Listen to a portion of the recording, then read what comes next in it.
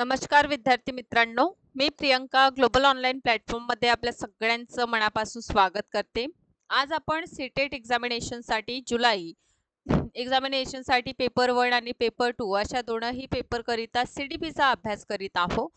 Child development आणि pedagogy हा अत्यंत महत्त्वपूर्ण आपल्याला भाग दिसून येतो आपल्या एक्झामिनेशनसाठी. एक्झामिनेशनमध्ये या भागातून नक्कीच आपल्याला प्रश्न जे आहेत ते येताना दिसून येतात. सो आजच्या पर्टिक्युलर सेशनमध्ये आपण ब्लूम क्लासिफिकेशनचा अभ्यास करणार आहोत. ब्लूमचं वर्गीकरण अभ्यास करणार आहोत. सो पर्टिक्युलर जर CDPचा आपण विचार केलेला तर CDP या भागातून आपल्याला परीक्षेमध्ये टोटल 30 मार्क जे आहे आपले यावर डिपेंड दिसून येतात. म्हणजे ओव्हरऑल जर बघितलं तर टोटल 30 अंक जे आहे ते आपलं चाइल्ड डेव्हलपमेंट आणि पेडागॉजी या भागावर डिपेंड करतात. त्यामुळे हा भाग आपल्याला अत्यंत व्यवस्थितरित्या अभ्यास करायचा आहे आणि यामध्ये आणखीन एक महत्त्वपूर्ण टॉपिक आपण अभ्यास करणार आहोत ते म्हणजे ब्लूमचं वर्गीकरण है ना. आता बघा, चाइल्ड डेव्हलपमेंट आणि पेडागॉजी हे पूर्णतः चाइल्डशी रिलेटेड आहे आणि ब्लूम टेक्सोनॉमी जी आहे ते एज्युकेशनच्या अंतर्गत आपण पाहतो की शिकणाऱ्यांचं उद्देशांचं वर्गीकरण केलेलं आहे. ठीक आहे.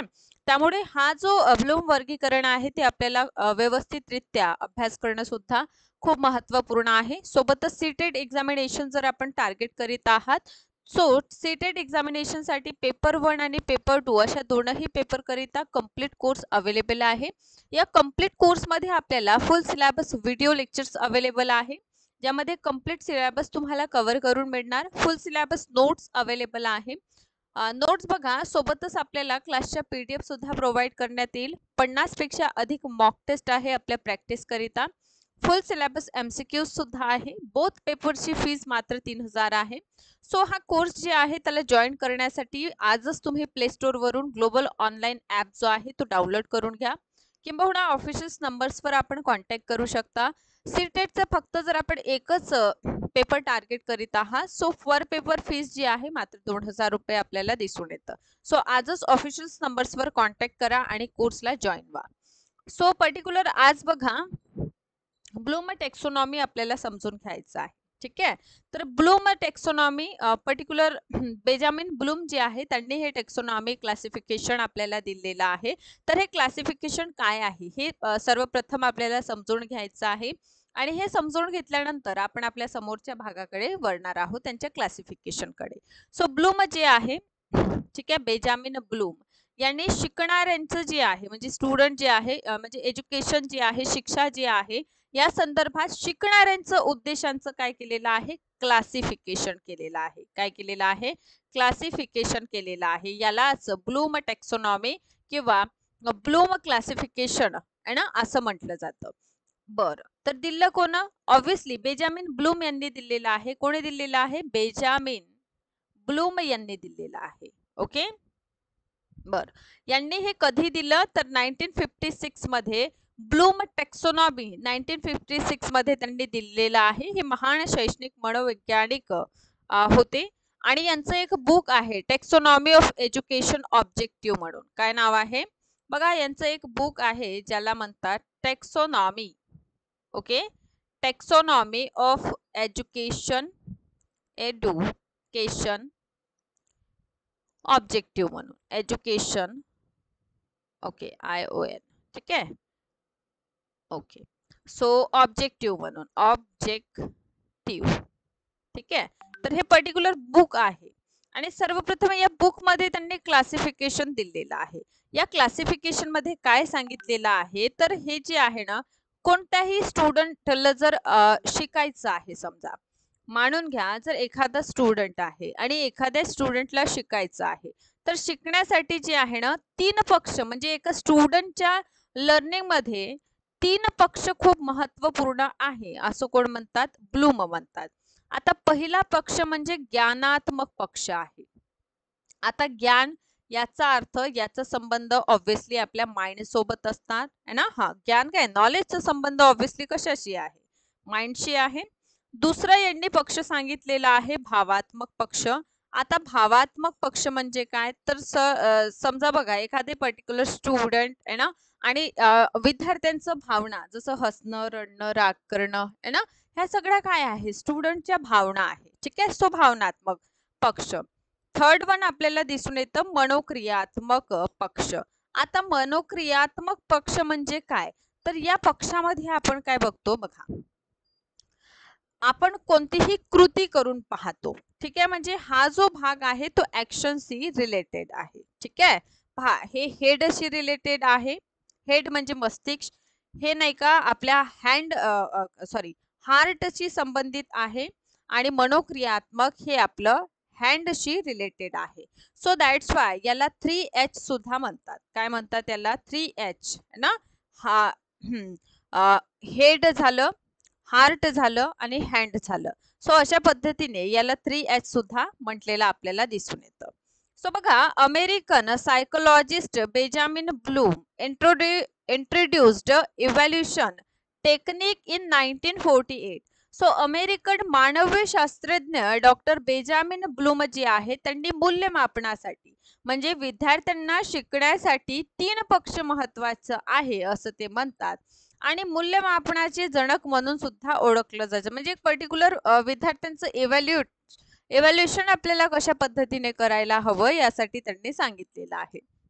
बेंजामिन ब्लूम यांनी शैक्षणिक उद्दिष्टांमध्ये बोधात्मक, ज्याला मी ज्ञान म्हटलेलं आहे, ठीक आहे, भावनात्मक जे आपलं हसणं रडणं आपल्या फिलिंगशी संबंधित आहे आणि तिसरं म्हणजे क्रियात्मक किंवा मनोक्रियात्मक, हे कशाशी आपल्या ऍक्शन जे आहे टू डू ज्याला आपण म्हणतो त्याच्याशी रिलेटेड आहे. आणि हे जे बोधात्मक भावनात्मक क्रियात्मक, आता हा बोधात्मक जो आहे ना तो आपल्या हेडशी रिलेटेड आहे, मस्तिष्कशी रिलेटेड आहे. भावनात्मक हा आपल्या हार्टशी संबंधित आहे आणि थर्ड वन हे जे आपल्याला क्रियात्मक दिसून येतं, कोणतीही क्रिया आपण करणार हातापायाने, ठीक आहे. सो दॅट्स वाय आपल्याला क्रियात्मक हे टू डू शी संबंधित दिसून येतं. सो हे 3 पक्ष सांगितले. या 3ही पक्षांची उद्दिष्ट त्यांनी चढत्या क्रमाने मांडलेली आहे. तर कसं मांडलं तर बघा, मूल्यमापनासाठी त्यांनी बोधात्मक आहे ना, भावनात्मक आणि क्रियात्मक अशी 3 पक्ष त्यांनी सांगितले आहे. तर बोधात्मक पक्ष जे आहे ना त्याचं 6 भाग त्यांनी सांगितले. काय म्हटलेलं आहे, बोधात्मक पक्ष जे त्यांनी दिलेला आहे त्याचं त्यांनी काय सांगितलं आहे, 6 भाग त्यांनी डिवाइड केलेला आहे. तर बघा मी थोडं तुम्हाला याबाबत समजावून सांगते. ठीक आहे, तर ज्ञानात्मक पक्ष ऑब्विसली नॉलेजशी संबंधित आहे, भावनात्मक भावनाशी आणि क्रिया करण्याशी. ओके, चला तर आपण जे आहे पहिला पक्ष अभ्यास करूया सर्वप्रथम, तो म्हणजे ज्ञानात्मक पक्ष आहे. तर बेंजामिन ब्लूम यांनी जो ज्ञानात्मक पक्ष आहे त्याला 6 भागामध्ये काय केलेला आहे, विभाजित केलेला आहे. या 6 भागांचा जर आपल्याला अभ्यास करायचा आहे तर एक डायग्राम थ्रू आपण याचा अभ्यास करून घेऊया. म्हणजे आणखीन तुम्हाला ह्या गोष्टी जे आहे इफेक्टिव्ह म्हणजे इफेक्टिव्हनेस अनुसार जे आहे ना आणखीन व्यवस्थितरित्या समजून येईल. तर यांनी पहिला जो पक्ष सांगितलेला ना तो ज्ञानाशी संबंधित आहे. कशाशी? ज्ञानाशी. दुसरा जो आहे म्हणजे पर्टिक्युलर एखाद्या वस्तूंचं ज्ञान आपण मिळवलं. फॉर एक्झाम्पल चाय कसं बनवायचं हे ज्ञान आपण काय केलेलं आहे, मिळवलेलं आहे. ठीक आहे, म्हणजे पहिला जो त्यांनी पक्ष सांगितला तो ज्ञान आहे. दुसरं स्मरण म्हणजे आकलनाशी आहे. तुम्हाला ज्ञान मिळालं आहे की चाय कसं बनवायचं, तुम्ही त्याला काय करून घेतलं, खूप व्यवस्थितरित्या समजून घेतलेलं. त्यानंतर तुम्ही चाय बनवण्याचा प्रयत्न केला म्हणजे करून बघितलं, म्हणजे काय, प्रयोग झाला.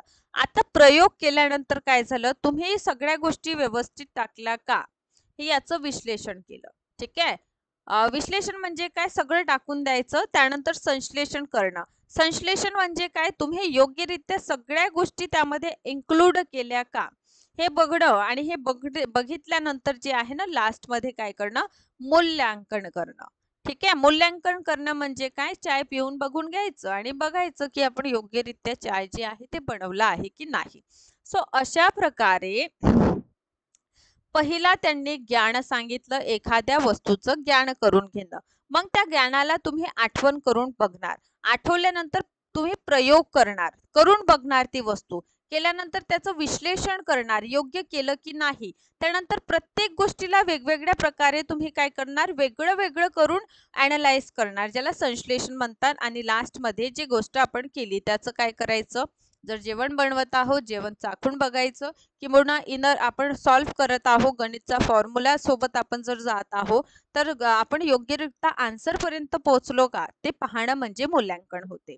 तर अशा प्रकारे ब्लूम यांनी ज्ञानात्मक पक्षाचे 6 भाग केलेले आहे आणि या 6 भागामध्ये त्यांनी सांगितलेलं आहे. तर त्यामध्ये पहिला बघा ज्ञान आहे. ओके, सो ज्ञान एखादी गोष्ट माहीत करून घेणे म्हणजे ज्ञान मिळवणे. जसं चहा तुम्हाला बनवता येत नाही, त्याबद्दल तुम्ही माहिती मिळवून घेतली की चहा कशा पद्धतीने बनतो, तर एक प्रकारे नॉलेज मिळालं. जे नॉलेज तुम्हाला मिळालेलं आहे ते तुम्ही काय करणार, आठवण करून बघणार की चहासाठी दूध लागतं, साखर लागतंय ना, चायपत्ती लागणार, अद्रक लागणार, हे सगळं तुम्ही काय करणार, आठवून घेणार. आणि देन जेव्हा तुम्हाला कम्प्रिहेन्शन होऊन जाईल, आकलन होऊन जाईल, तुम्ही काय कराल, उपयोजन कराल म्हणजे अप्लिकेशन करणार, त्याला प्रयोग करून बघणार. म्हणजे काय, जे ज्ञान तुम्ही मिळवलं आहे त्याचा वापर करणार. ठीक आहे, बरं. वापर केल्यानंतर तुम्ही काय करणार आहे, विश्लेषण करणार, अनालाइज करणार की तुम्ही चाय बनवताना सगळ्या गोष्टी टाकल्या का बा.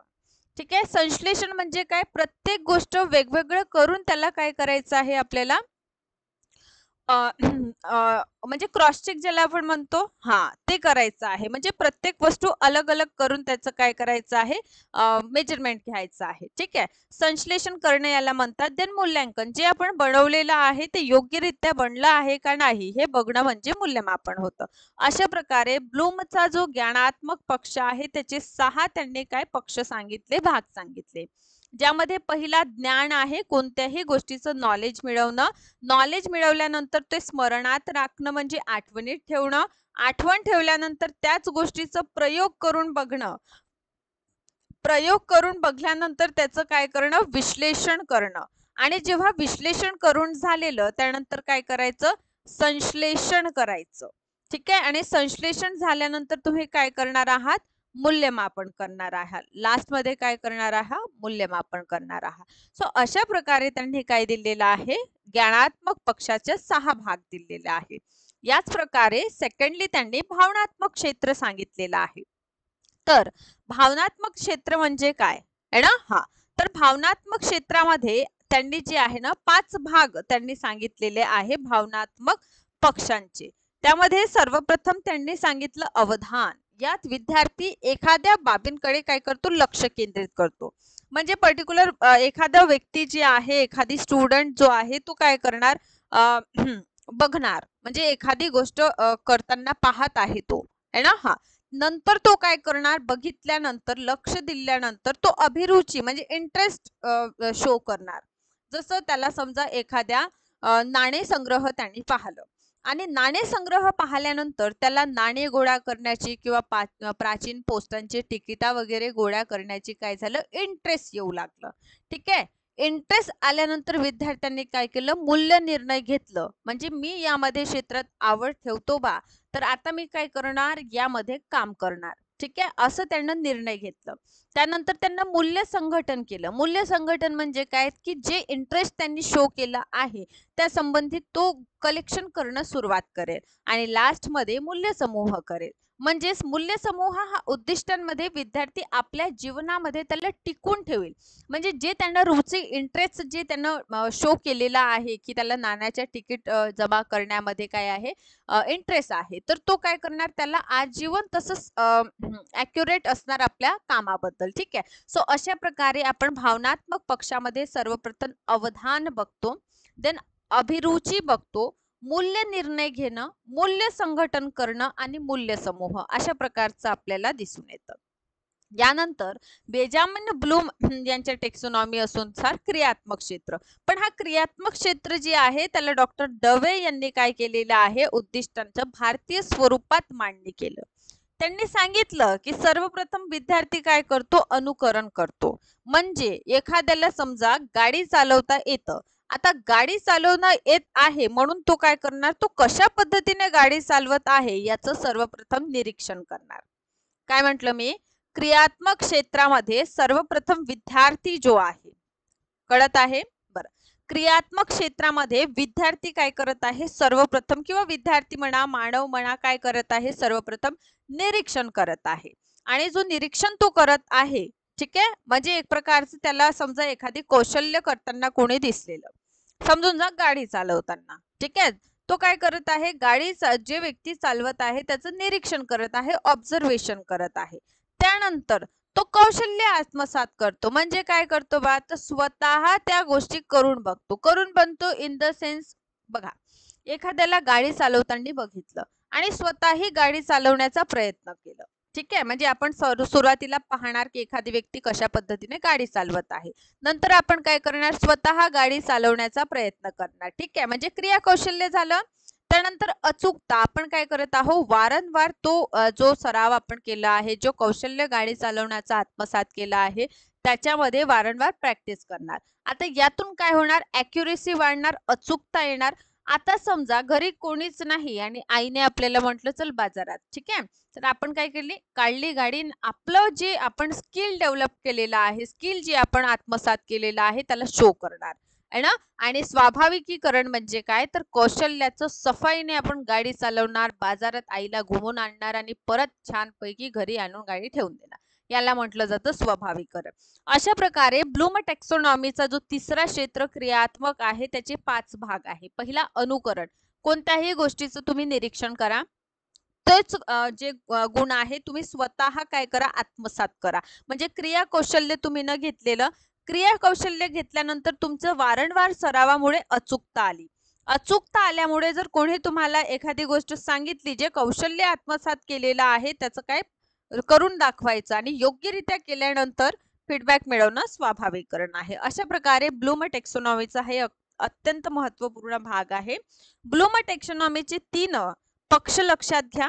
ठीक आहे, 3 पक्ष आहे. एक आहे आपलं ज्ञानात्मक, दुसरा आहे भावनात्मक, तिसरा आहे क्रियात्मक. ज्ञानात्मक पक्ष जे आहे त्याचं 6 पार्ट आपण अभ्यास केलेला आहे. आणि सेकंडली जे आपण 2 बघितले, ज्यामध्ये भावनात्मकचे 5 आणि जे मनोक्रियात्मक आहे किंवा क्रियात्मक आहे त्याचं 5. ठीक आहे, अशा पद्धतीने आजच्या पर्टिक्युलर सेशन अनुसार आपलं जे CDP आहे ते पूर्णतः समाप्त होते. ओके, सो अशाच प्रकारे सेशनला बघत राहा. सेकंडली आपण सीटेट एक्झामिनेशनसाठी कंप्लीट कोर्स सुद्धा लॉन्च केलेला आहे. सो कंप्लीट कोर्सला सुद्धा तुम्ही लवकरात लवकर जॉईन करा, जेणेकरून येणाऱ्या एक्झामिनेशनमध्ये आपल्याला याचा फायदा होईल. Thank you so much.